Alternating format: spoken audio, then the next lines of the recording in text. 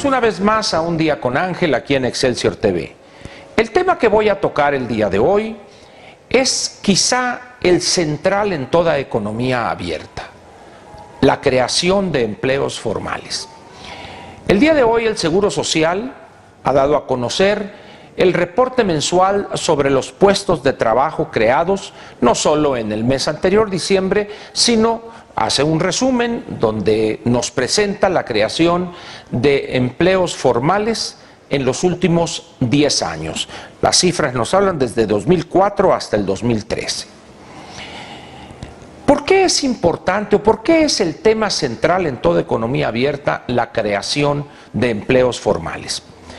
Al final de cuentas, una persona aspira a tener un empleo permanente, mejor remunerado, entre mejor sea la calificación que tenga y evidentemente la cual sería apreciada y valorada por el mercado laboral.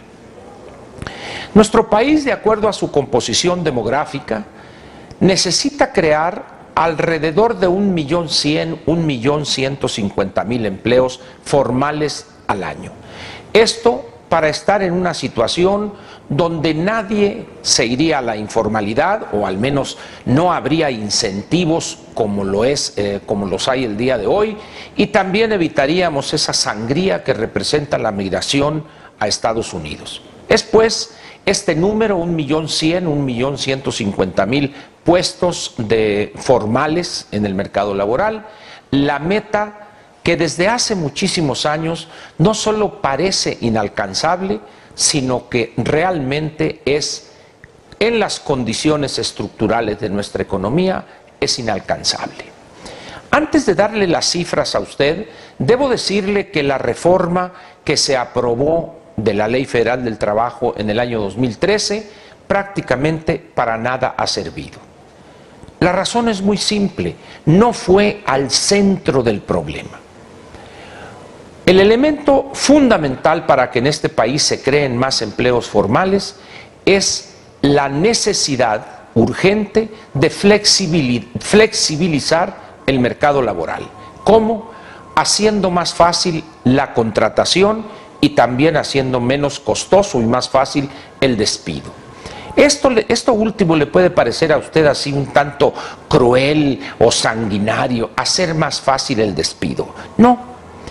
Muchas de las, o quizá una de las causas importantes por las cuales las empresas que están dentro de la formalidad no están inclinadas a crear un puesto más de trabajo, es por el altísimo costo que representa el despido de un trabajador. Yo no sé si se ha fijado usted, por darle algún ejemplo, cuando va a comer a un restaurante y llega usted demasiado temprano a la comida, por ejemplo, a las 12:30, 1 de la tarde, encontrará usted que hay 8 o 10 meseros, dependiendo del tamaño del restaurante, prácticamente sin hacer nada. Y luego, si llega usted temprano a la cena, encontrará más o menos la misma situación. ¿Por qué es esto? Porque las horas del desayuno, de la comida y de la cena son muy definidas. Entonces usted se pregunta, bueno, ¿para qué tengo yo este personal que nada está haciendo?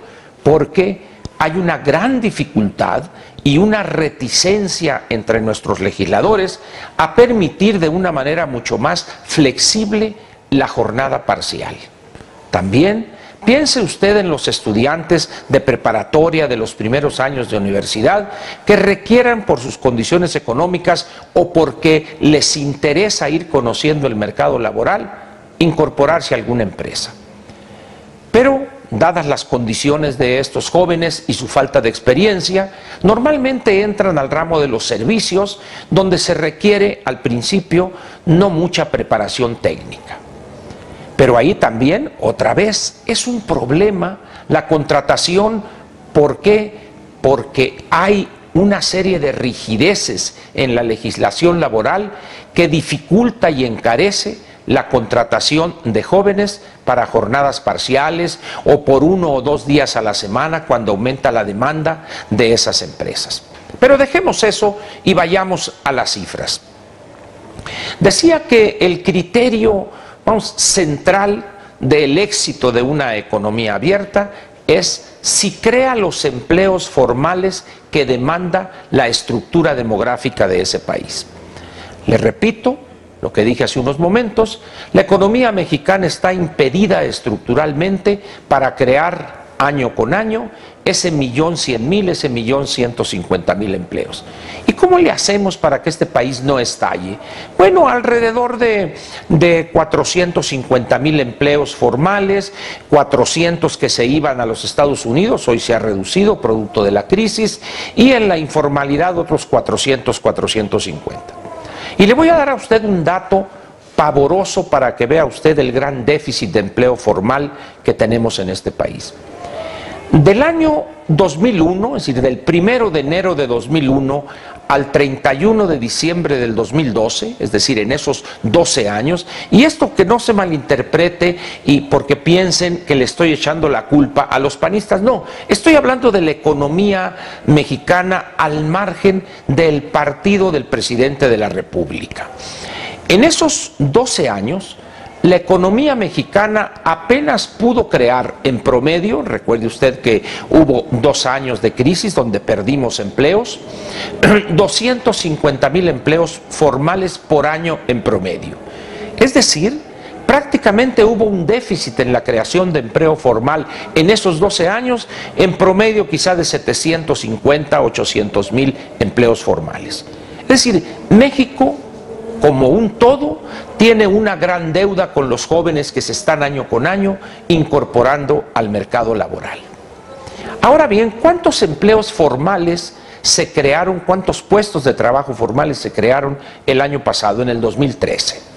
Para que vea usted el gran problema que representó el 2013 y el 2014, no crea usted que estará muy diferente, le diré a usted que en el año 2010 la economía mexicana creó 732.379 empleos formales. Repito, 732. En el año 2011 bajó 120.000 y se crearon 611.000 empleos. En el año 2012 sube 100.000 para prácticamente ponerse en las mismas condiciones del año 2010 y se crearon 711.708. 3 años, dirá usted, de bonanza. ¿Recuerda usted aquello de la inversión contracíclica para que el gasto público jugara un papel importante? También, evidentemente, la idea de obtener votos en 2012 por el presidente Calderón para su candidata y partido. Pero ¿cuántos se crearon entonces de acuerdo a las cifras que hoy ha dado a conocer el Seguro Social el año 2013? 463.018 empleos. Prácticamente la tercera parte de los empleos formales que demanda o que exige la composición demográfica de nuestro país. No me voy a ir a los años del 2004 al 2007, porque el panorama también es, no crea usted que es muy positivo. Me concentro en estos últimos 4 años, del 2010 al 2013. La economía mexicana, producto de una cantidad de rigideces, no solo en la Ley Federal del Trabajo, que hace carísimo el despido cuando una empresa cae en una situación estacional. Imagine usted una empresa que fabrica juguetes, los cuales se consumen en un 80-90% durante 10 días en diciembre y la primera semana de enero. Pues es evidente que tiene picos, es decir, hay una etapa donde se fabrican los juguetes y demanda una cantidad grande de trabajadores en la línea de producción, y posteriormente ya es otro tipo de trabajadores los que hacen la distribución, los que manejan en las oficinas cobranza, etcétera. Pero en lo que es la línea de producción, prácticamente termina de trabajar, no sé, en junio, julio, por decir algo. Le cuesta muchísimo dinero a la empresa, en todo caso, despedir a la persona y volverla a contratar en enero o febrero del año próximo. Y lo que debe ser en una economía bien administrada es que él buscase en otra actividad empleo formal, por supuesto, para mantenerse ocupado los otros 5 o 6 o 7 meses del año. Sin embargo, en nuestro país no se manejan las cosas de esa manera, lo cual evidentemente es una completa desgracia y encarece, como decía, los costos para las empresas. Con estos 463,000 empleos, ¿qué vamos a decir? Bueno, en primer lugar, le vamos a echar la culpa a los Estados Unidos. ¿Cómo es posible que la economía norteamericana no crezca mucho más para que podamos nosotros tener empleos? Y así podemos encontrar una cantidad de justificantes donde nosotros, donde los legisladores, donde los gobernantes no tienen culpa alguna. La verdad es otra. Los únicos responsables de esta situación casi de miseria en lo que se refiere a la creación de empleo formal somos nosotros. No hay que andar buscando culpables fuera del país. La renuencia de nuestros legisladores y gobernantes también a promover cambios profundos en una legislación caduca, la Ley Federal del Trabajo, que se promulgó pensando en un país que ya no está con nosotros. El último cambio de cierta importancia fue en el sexenio del presidente Echeverría, hará 40 años. Alguien dirá, bueno, es que la reforma del año antepasado, al final de la administración del presidente Calderón, no sirvió para nada, dígase lo que se diga. Quizá alguien diga, bueno, es que en diciembre recordemos que hay una estacionalidad y se pierden alrededor de 250,000 empleos en promedio. Bueno, eso no importa, porque eso le pasó al anterior y al anterior. El hecho que queda perfectamente claro es que la economía mexicana creó en el 2013 463,018 puestos de trabajo formales de acuerdo a los registros del Seguro Social. Yo le recomendaría a usted, si tiene interés en el tema del empleo, que entre a la página del Seguro Social, ims.gov.mx, y ahí en prensa puede usted tener acceso a los boletines donde viene con gráficas muy interesantes la descripción que yo le he hecho. Lo podrá ver usted y también, si quiere un detalle mayor, puede entrar a la página de la Secretaría del Trabajo y Previsión Social y ahí el desglose es increíble. Por rama de actividad económica, le plantea el nivel de salario promedio en el IMSS, etcétera, etcétera, si le interesa a usted el tema del empleo. Termino diciéndole lo siguiente: en la medida en que cientos de miles de mexicanos, año con año, no encuentren un puesto de trabajo en la economía formal, este país difícilmente podrá decir que se va a convertir en un polo de atracción para la inversión extranjera, etcétera, etcétera. Ya conoce usted el choro mareador que suelen recetarnos. El gran faltante en este país, no de hoy, desde hace muchísimos años, es, quizá esté de más repetirlo, la falta de empleo formal. Seguiremos tocando este tema en los días subsecuentes y verá usted que lejos el panorama de ponerse positivo o de ser positivo, lo más probable es que sea un panorama lleno de nubarrones negros o muy oscuros.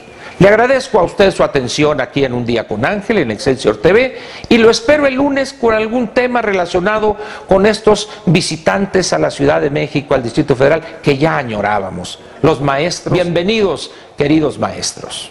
Gracias. Te invitamos a seguir cuestionando la información con los siguientes videos.